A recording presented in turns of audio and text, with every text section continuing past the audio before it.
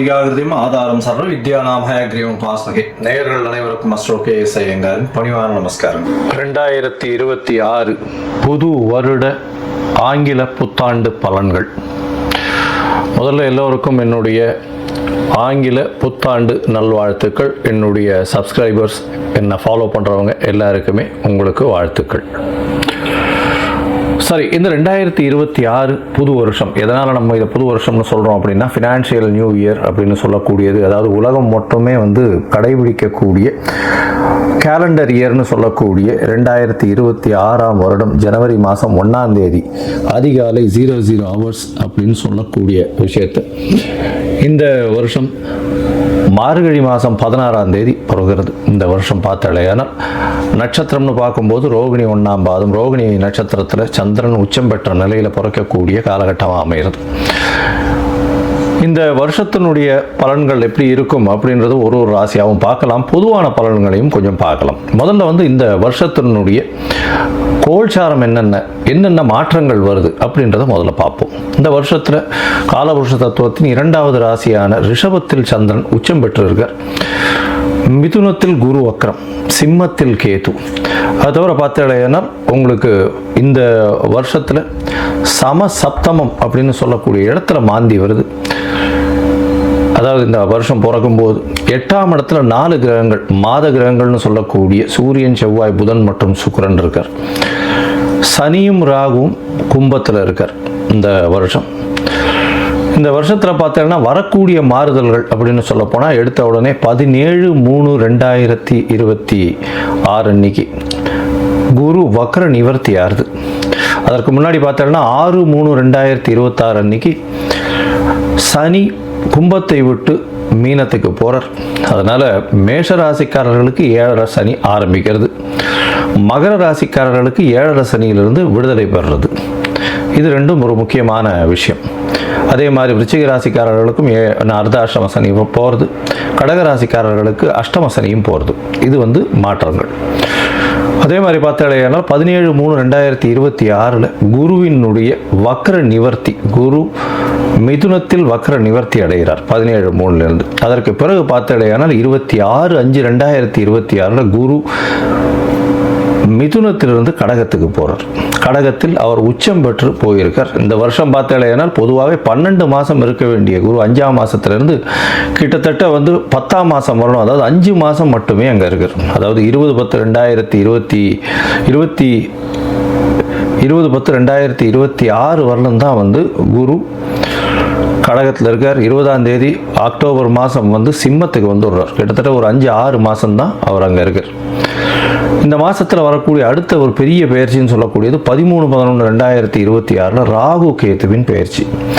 அதாவது ராகு கேது இரண்டுமே நிழல் கிரகங்கள், அதாவது அவர்கள் அது சாயா கிரகங்கள் அப்படின்னு சொல்லக்கூடிய அவர்கள் நிழல் கிரகங்கள்.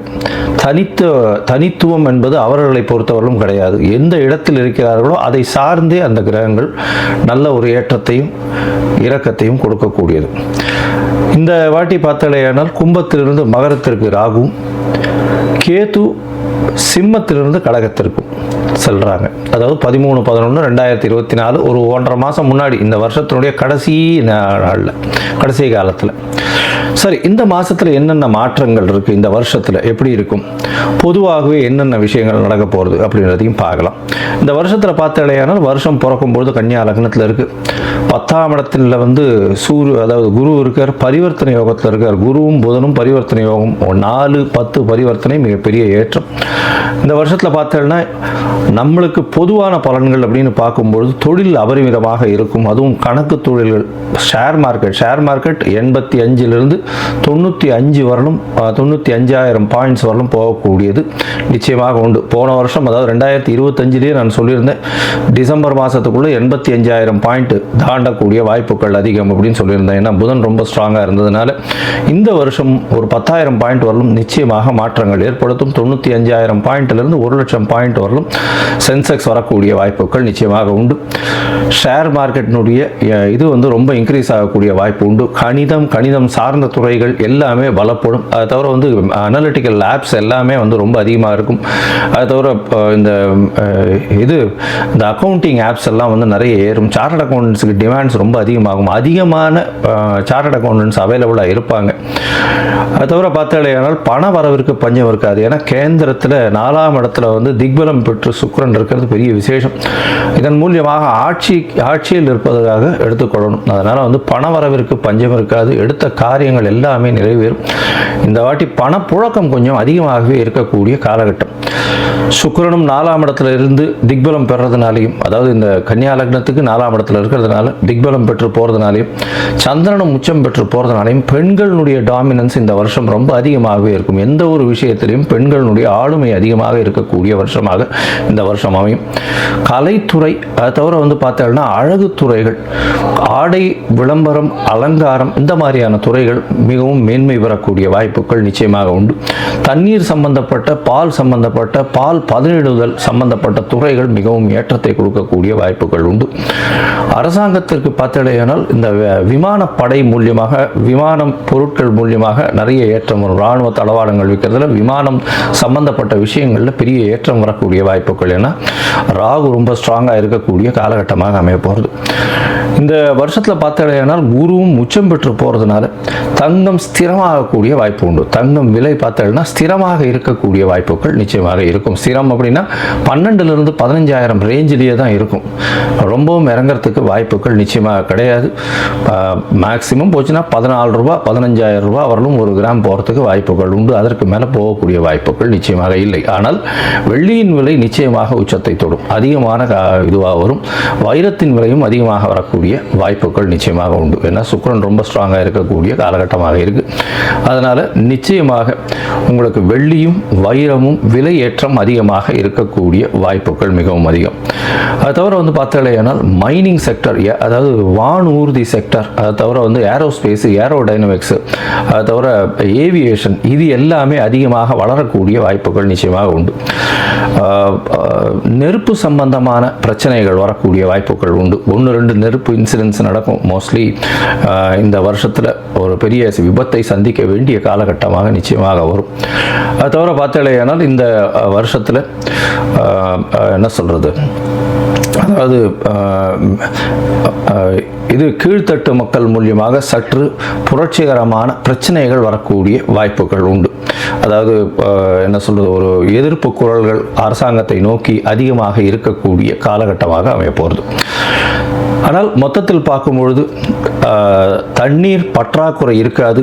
அதிகமான மழை பெருக்கம் இருக்கக்கூடிய வாய்ப்புகள் அதிக மழை வர்றதுனால வெள்ளங்கள் அதிகமாக இருக்கும். வெள்ளத்தின் மூலியமாக பயிர்கள் வேஸ்டாக போகக்கூடிய வாய்ப்பு. ஒரு பக்கத்தில் மழை அதிகமாக கொட்டி பழைய பயிர்கள் வேஸ்ட் ஆகக்கூடிய வாய்ப்புகள், அதாவது உணவு தானியங்கள் வேஸ்ட் ஆகக்கூடிய வாய்ப்புகள் உண்டு. இந்தியாவினுடைய ஏற்றுமதி இறக்குமதி சற்று பாதிக்கக்கூடிய வாய்ப்புகள் நிச்சயமாக இருக்கும். இந்த வருஷம் பார்த்தாலேயானால் ஏற்றமான காலம், இந்திய மக்கள் அனைவருக்குமே நல்ல ஒரு ஏற்றமான காலமாக அமைய போகிறது. நல்ல ஒரு பண வரவும் இருக்கும், பணம் பரிவர்த்தனையும் அதிகமாக இருக்கும், பண ரொட்டேஷன்ஸ் அதிகமாக இருக்கும், கையில் பணப்புழக்கமும் அதிகமாக இருக்கக்கூடிய காலகட்டமாக அமைய போகிறது. சரி, இப்போ மேஷம் முதல் ஒரு ராசியாக வந்து இந்த வருஷம் எப்படி இருக்கு அப்படின்றத பார்க்கலாம். 2026 இந்த மாறுதல்களை வைத்து பார்ப்போம். அதுக்கு முன்னாடி என்னுடைய மொபைல் நம்பர் கீழே ஸ்க்ராலிங்கில் போயிட்டு இருக்கும். உங்களுக்கு அஸ்ட்ராலாஜிக்கல் கன்சல்ட் தேவைப்படுமே ஆயின் நீங்கள் எனக்கு ஃபோன் பண்ணுங்க. உங்களுக்கு அப்பாயின்மெண்ட்டு தரேன். உங்களுடைய date, time, place of birth, உங்களுடைய பெயர், உங்களுடைய தாய் தகப்பனார் பெயர், இதை அனுப்புங்க. என்னுடைய கட்டணம் என்னன்னு சொல்கிறேன். அந்த கட்டணத்தை வந்து போட்டுட்டு யூடிஆர் நம்பர் ஷேர் பண்ணுங்க. உங்களுடைய ஜாதகத்தை போட்டு சந்தி இருக்கான்னு பார்த்துட்டு, சந்தி இருந்ததே ஆனால் அதை தவிர்த்து என்ன இது பண்ண முடியும், உங்களுடைய நட்சத்திரம் என்ன, தசாநாதம் என்ன, தசை நடக்கிறது, உங்களுடைய லக்னம் என்ன அப்படின்றத குறித்து அதற்கு பிறகு உங்களோட அப்பாயின்மெண்ட் ஃபிக்ஸ் பண்ணிட்டு டிஸ்கஸ் பண்ணுறேன். பொதுவாகவே என்கிட்ட வர்ற ஜாதகத்தில் 50 வயசு 60 வயசில் இருக்கிற வாழ்க்கெல்லாம் வந்து நட்சத்திரம் சந்தியில் வர்றதுனாலையும் லக்ன சந்தியில் வர்றதுனாலையும் அவள் இருக்கக்கூடிய லக்னம் வந்து ரிஷப லக்னம் நினச்சிட்டு இருப்பாள். ஆனால் மிருகசீரிஷம் 3ஆம் பாதத்தில் இருக்கும், மிதுன லக்னத்தில் இருப்பாள். ஸோ அந்த மாதிரி மாறுதல்கள் நிறைய இருக்குது. அதனால் முதல்ல லக்ன சந்தி, நட்சத்திர சந்தி எல்லாம் குறித்து அதற்கு பிறகு உங்களுடைய ராசிக்கு, உங்களுடைய லக்னத்திற்கு ஏற்ப தசை நடக்கிறதா, இப்போ நடக்கிற கோச்சாரம் எப்படி நடக்கிறதுன்றதை பார்த்து அதற்கு பிறகு பலன் பலன் சொல்கிறேன். சரி, இப்பொழுது மேஷம் முதல் மீனம் வரை 2026 புத்தாண்டு பலன்கள் ஒன்றொன்றாக பார்க்கலாம்.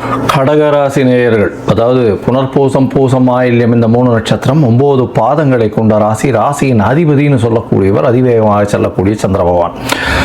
இந்த வருஷம் பார்த்தோம்னா 2026ஆம் வருஷம் உங்களுக்கு ஒரு பெரிய மாறுதல்களை ஏற்படுத்தக்கூடிய வருஷம். என்ன பெரிய மாறுதல் வரப்போகுதுன்னா, சனி உங்களுடைய ராசிக்கு 8ஆம் இடத்தை விட்டு 9ஆம் இடம் போறார். 3வது மாசமே போறார், அதாவது மார்ச் மாசமே போறார். ஒரு மார்ச் மாசமே போறதுனால முடிஞ்ச வரலும் ஒரு 2 மாசம் பொறுத்துட்டேன்னா இவ்வளவு நாள் பட்ட கஷ்டங்கள் எல்லாமே உங்களுக்கு மாறுதல்கள் கொடுக்கக்கூடிய காலகட்டமாக அமைய போகிறது.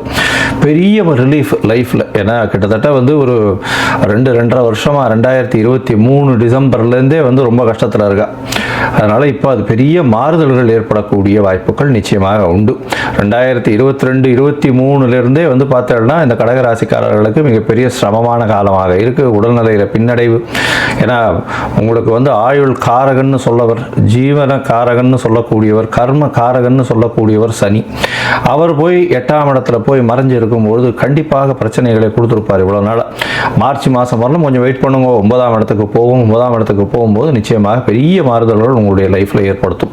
அதற்கேற்றார் போல் பார்த்தோம்னா ஒரு பெரிய விசேஷம் என்ன அப்படின்னா, மே மாதம் கடைசியில், அதாவது ஜூன் மாதம் வச்சுக்கோங்களேன், ஜூன் மாதம் குருவும் உங்களுடைய ராசியில் வர்றார். ராசியில் வரும்பொழுது பார்த்தோம்னா நல்ல ஒரு ஏற்றம், தீர்க்கமான சிந்தனை அமையக்கூடிய காலகட்டம். எதிர்பாலினத்தவர் மூலியமாக நல்ல ஒரு வெற்றி செய்தி வரக்கூடிய வாய்ப்புகள் நிச்சயமாக உண்டு. புதிய வேலை கிடைக்கும், திருமண பாக்கியம் ஏற்படும், குழந்தை பிராப்தி ஏற்படும், தந்தையின் உடல்நிலையில் சற்று ஏற்றம் இருக்கக்கூடிய காலகட்டமாக அமைய போகிறது. அதை தவிர வெளிநாடு, வெளியூர், வெளிமாநிலம் சென்று படிக்கக்கூடிய மாணவர்களுக்கு நல்ல ஒரு ஏற்றம் கிடைக்கக்கூடிய வாய்ப்புகள் நிச்சயமாக இருக்கும். உங்களுடைய ராசிக்கு பார்த்தாலேயானால் 2ஆம் இடத்துக்கும் குரு வரார். அதாவது அந்த வருஷ கடைசியிலேயே 10ஆம் மாதம் அக்டோபர் மாதத்தப்போ குரு 2ஆம் இடத்துக்கு போகிறார். அப்படியும் பார்த்தாலேயானால் குருவினுடைய 2ஆம் இடத்துல நல்ல ஒரு ஏற்றம் கிடைக்கக்கூடிய இடம். ஏன்னா நட்பு வீடாக இருக்கிறதுனால பணவரவிற்கு பஞ்சம் இருக்காது. நல்ல ஒரு ஏற்றம் இருக்கக்கூடிய காலகட்டமாக அமைய போகிறது. பேச்சில் நல்ல நளினம் இருக்கும். அடுத்தவர்கள்ட்ட வேலை வாங்குறதுல பேச்சின் மூலியமாக நல்ல ஒரு ஏற்றம் கிடைக்கக்கூடிய காலகட்டமாக இருக்கும். இருந்தாலும் உங்களுடைய எதிர்பாலினத்தவரோட சற்று ஜாகிரதையாக இருக்கிறது ரொம்பவே நல்லது. அது தவிர பார்ட்னர்ஷிப் பிஸ்னஸில் கொஞ்சம் ஜாகிரதையாக இருக்கிறது நல்லது. ஏன்னா ராகு சமசப்தமத்தில் போகிறார், கேத்துவும் உங்களுடைய ராசியிலேயே வரார். இந்த காலகட்டத்தில் பார்த்தாலேயானால் கேத்து உங்கள் ராசியில் வர்றதுனால உடல் நலத்தில் சற்று பின்னடைவு இருக்கக்கூடும். இருந்தாலும் அது கொஞ்சம் நிச்சயமாக மாற்றங்களை ஏற்படுத்தக்கூடும். 7ஆம் இடத்துல ராகு இருக்கிறதுனால பார்ட்னர்ஷிப் பிஸ்னஸில் அதிகமான முதலீடுகள் தேவைப்படும். அதாவது பார்ட்னர் உங்களுடைய வேகமாக செயல்படக்கூடிய காலகட்டமாக இருக்கும். எடுத்த காரியங்கள் எல்லாத்தையும் சீக்கிரமாகவே பண்ணணும் அப்படின்ற ஒரு வேகத்தோடு போகக்கூடிய காலகட்டமாக இருக்கும். அதனால் அவர்களுக்கு ஈடு கொடுக்க முடியாத அளவுக்கு நீங்கள் இருப்பீங்க. அதை தவிர பார்த்தாலே, ஏன்னால் 7ஆம் இடத்துல இருக்கக்கூடிய ராகு பகவான் மூலியமாக எதிர்பாலினத்தோர் மூலியமாக ரொம்ப பிரச்சனைகள் வரக்கூடிய வாய்ப்புகள் உண்டு. ரொம்ப ஜாகிரதையாக இருக்கக்கூடிய காலகட்டமாக இருக்கணும். அதை தவிர உங்களுடைய பார்ட்னர்ஷிப் பிஸ்னஸில் ரொம்பவும் ஜாகிரதையாக கண்ணும் கருத்துமாக இருக்கிறது ரொம்பவுமே நல்லது. மொத்தத்தில் பார்க்கும்பொழுது இந்த கடகராசிக்காரர்களுக்கு மிகப்பெரிய ஏற்றமான காலம். சனி, அஷ்டம சனி நீங்கிறது, அது 9ஆம் இடத்துக்கு சனி பகவான் போகிறது ஒரு பெரிய ஏற்றத்தை கொடுக்கக்கூடிய காலகட்டமாக அமைய போகிறது. அது தவிர உங்களுடைய ராசியிலேயே குரு பகவான் வர்றதுனால திருமணத்திற்கான உகந்த காலம் அப்படின்னு சொல்லணும். திருமணம் ஏற்படக்கூடிய வாய்ப்புகள், திருமண பந்தங்கள் ஏற்படக்கூடிய வாய்ப்புகள் இந்த காலகட்டத்தில் நிச்சயமாகவே அமையிறது. திருமண பந்தங்கள் இவ்வளவு நாளாக பார்த்துட்டு இருந்தது, இந்த இப்போ பார்த்தோம்னா இந்த 6 மாதத்துக்குள்ள கல்யாணம் குதிர்ந்து நிச்சயமாக உங்களுக்கு வீட்டுக்கு, அதாவது மாப்பிள்ளையோ, அதாவது பொண்ணுக்கு பார்த்துன்றவங்களுக்கு மாப்பிள்ளையோ, மணமகனுக்கு பார்த்து கொண்டிருப்பவர்களுக்கு மணப்பெண்ணும் நிச்சயமாக வரக்கூடிய வாய்ப்புகள் மிகவும் அதிகம். அது தவிர பணவரவிற்கு பஞ்சம் இருக்காது. ஏன்னா பணவரவு பார்த்தாலேயானால் நிச்சயமாகவே குருவும் உங்களுடைய ராசியில் இருந்து உச்சம் பெற்று போயிருக்கிறதுனால நல்ல ஒரு ஏற்றம் இருக்கும். புதிய கடன் அமையக்கூடிய காலகட்டம். ஏன்னா 6ஆம் அதிபதியே உங்களுடைய ராசியில் போய் உட்கார்ந்துருக்கார், அதுவும் உச்சம் பெற்று போயிருக்கார். புதிய கடன் அமையும். அந்த கடனும் சுப செலவுகளால் அமையக்கூடிய காலகட்டமாக அமைய போகிறது. ராசிக்கு பார்த்தோம்னா 10ஆம் இடத்தையும் உங்களுடைய ராசிக்கு 9ஆம் இடத்தையும் குரு பார்க்குறார். நல்ல ஒரு ஏற்றம். பழைய, அதாவது பூர்வீக சொத்துக்கள் நிச்சயமாக அதன் மூலியமாக லாபங்கள் வாய்ப்புகள் வரக்கூடிய வாய்ப்பு, தாய் தந்தையர் மூலியமாக பெற்றோர்கள் மூலியமாக வர வேண்டிய சொத்துக்கள் வந்து சேரக்கூடிய காலகட்டமாக அமைய போகிறது. இந்த காலகட்டத்தில் பார்த்தலையானால் படிக்கக்கூடிய மாணவர்களுக்கு பெரிய ஏற்றம், எடுத்த காரியங்கள் நிறைவேறும், புதிய வேலை அமையக்கூடிய வாய்ப்புகள் நிச்சயமாக உண்டு. கடகராசிக்காரர்கள் அரசியல் பிரமுகர்களுக்கு நல்ல ஒரு ஏற்றமான காலம். இருப்பினும் மே மாதத்திற்கு மேலே வந்து சற்று உடல் உழைப்பு அதிகமாகக்கூடிய காலம், எடுத்த முடிவுகள் நல்ல ஒரு ஏற்றம் கொடுக்கக்கூடிய காலகட்டமாக அமைய போகிறது. இந்த காலகட்டத்தில் இது பால் வியாபாரம் பண்ணுறவங்க, இது தண்ணீர் வியாபாரம் பண்ணுறவங்க, பயிர் அந்த மாதிரியான விஷயங்கள், அது தவிர காய்கறி வியாபாரம் பண்ணுறவங்க, ஆட்டோ ஓட்டுநர்கள், வேகமாக செல்லக்கூடிய வண்டி வாகனங்கள் ஓட்டுபவர்கள், துரித உணவகங்கள், இதெல்லாம் வச்சிருக்கிறவங்கலாம் வந்து ரொம்பவும் ஏற்றம் கிடைக்கக்கூடிய காலகட்டமாக இந்த வருஷம் ரொம்பவுமே ஜாக்பாட்டில் இருக்க போகிறாங்க. எடுத்த எல்லாமே வந்து இன்வெஸ்ட்மெண்ட் எல்லாமே டபுள் ட்ரிபிள் ஆகி அவங்களுக்கு வந்து இது வந்து ப்ராஃபிட் வரக்கூடிய வாய்ப்புகளாக இந்த காலகட்டத்தில் அமைய போகிறது. இந்த காலகட்டத்தில் வந்து பார்த்தாலேனால் சந்திரமௌலீஸ்வரர் கோவிலுக்கு போயிட்டு வாங்க. பௌர்ணமிக்கு பௌர்ணமி உங்களால் முடிஞ்சது வெள்ளை நிற ஒரு ஆடை வந்து தானம் கொடுத்துட்டு வாங்க. அதாவது சந்திரமௌலீஸ்வரர் கோவிலுக்கு போயிட்டு வாங்க, வெள்ளை நிற ஆடை, வெள்ளை நிற வேஷ்டி வந்து அருகில் இருக்கக்கூடிய கோவில் அர்ச்சகருக்கு தானம் கொடுங்க. பௌர்ணமிக்கு பௌர்ணமி அது ஒரு பெரிய ஏற்றத்தையும் மாற்றத்தையும் உங்கள் வாழ்வில் நிச்சயமாக கொடுக்கும்.